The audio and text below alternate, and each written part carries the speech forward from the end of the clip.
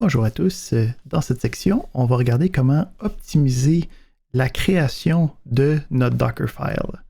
Donc, on revient avec notre exemple de YouTube DL qu'on avait créé dans la première partie, qui nous permettait de télécharger des images en utilisant l'application YouTube DL qui est basée sur Python.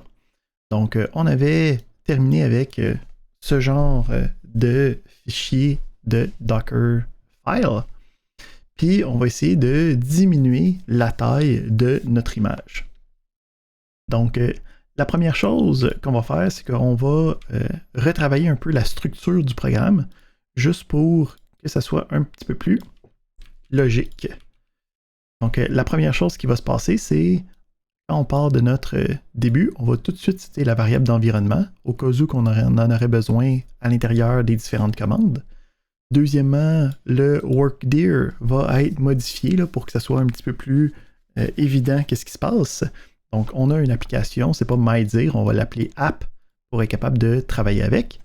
Puis ensuite, on va commencer à prendre nos différentes commandes et les déplacer pour que ce soit plus lisible à l'intérieur de sauts de ligne. Donc, le backslash me permet de faire des sauts de ligne dans mes commandes. Donc, avec ça, on est capable de construire notre élément.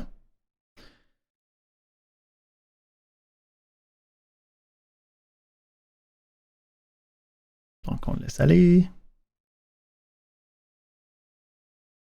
Si on avait une autre application qui allait utiliser un autre type d'élément, comme si on allait télécharger les vidéos directement sur le container, on pourrait appeler ce workdir-là d'une autre manière, mais app, c'est assez commun pour dire c'est ça que j'utilise.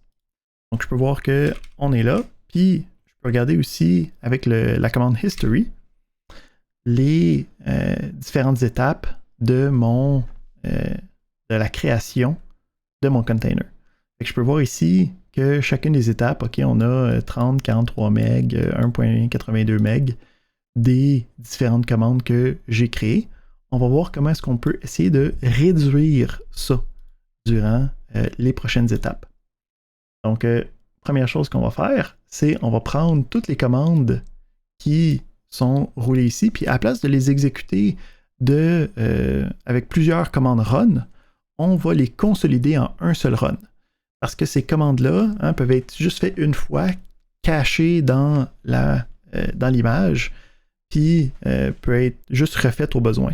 Parce que là, d'avoir plusieurs commandes run va créer plusieurs niveaux, plusieurs couches dans notre image. Puis à chaque fois que je change quelque chose, il faut garder cette information-là au cas où on veut revenir à une étape précédente. Donc, d'avoir plusieurs runs cause des images qui sont beaucoup plus grandes que voulues. Donc, on va commencer, on va reprendre ça, et on a exactement les mêmes instructions, mais on a seulement une commande run. Donc, si on refait ça, on va rebâtir notre image.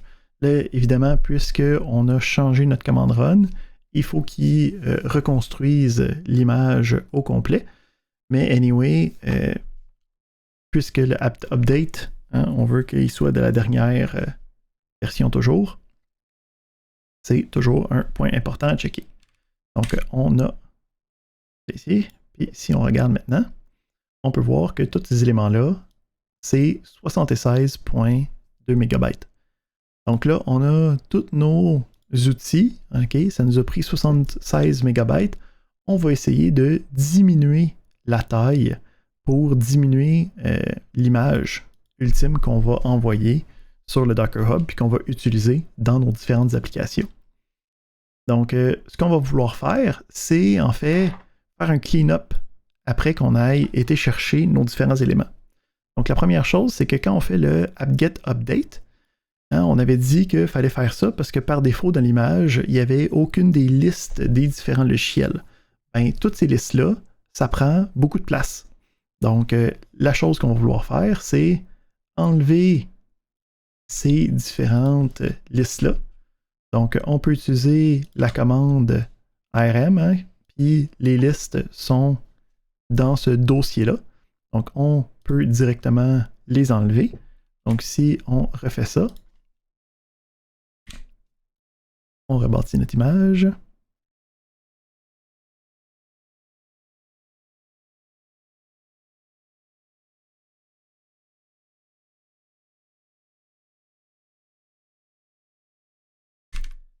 Puis, je regarde mon history. Déjà là, je peux voir que je suis tombé à 45 MB à la place du 60-70 qu'on avait précédemment. Donc ça, c'est déjà un excellent gain. Deuxième gain qu'on va avoir, hein, donc on a utilisé curl pour être capable d'aller télécharger l'application initiale puis la déposer dans mon projet. Mais une fois que j'ai téléchargé l'application, j'ai plus besoin de curl dans mon système. Donc on peut ici enlever curl de ma liste. Donc je vais l'enlever avant d'enlever les listes, hein, pour pas qu'il y ait de problématique quelconque.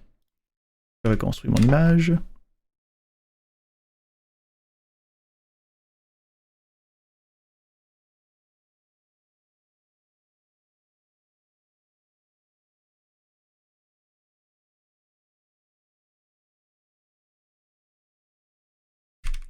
Parfait, on regarde nos images et on se retrouve avec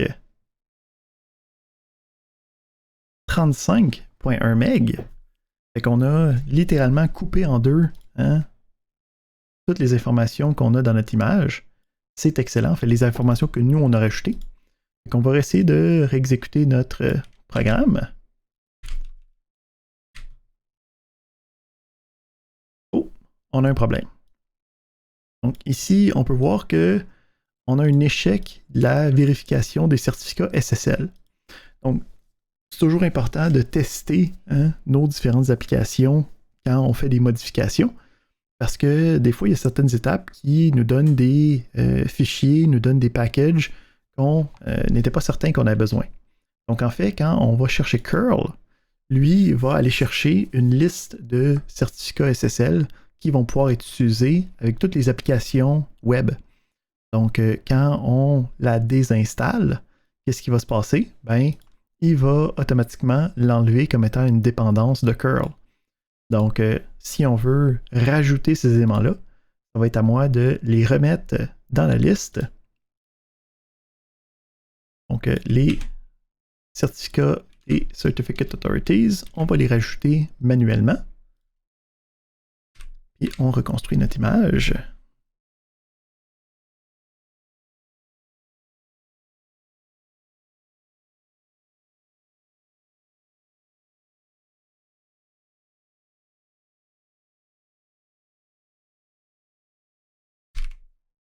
Puis à partir de là, quand je l'exécute, je peux voir que la nouvelle fonctionnalité, la fonctionnalité est revenue. Et si je regarde du côté de la taille finale de mes choses, je peux voir que je suis à 36.5 MB de plus, hein, que qu'est-ce que j'ai. Puis on avait commencé autour de 60-70. Donc on a gagné pas mal de place. Parfait. Fait que ça fait le tour de comment optimiser les différentes instructions à l'intérieur de, des Dockerfiles pour minimiser la taille de notre image.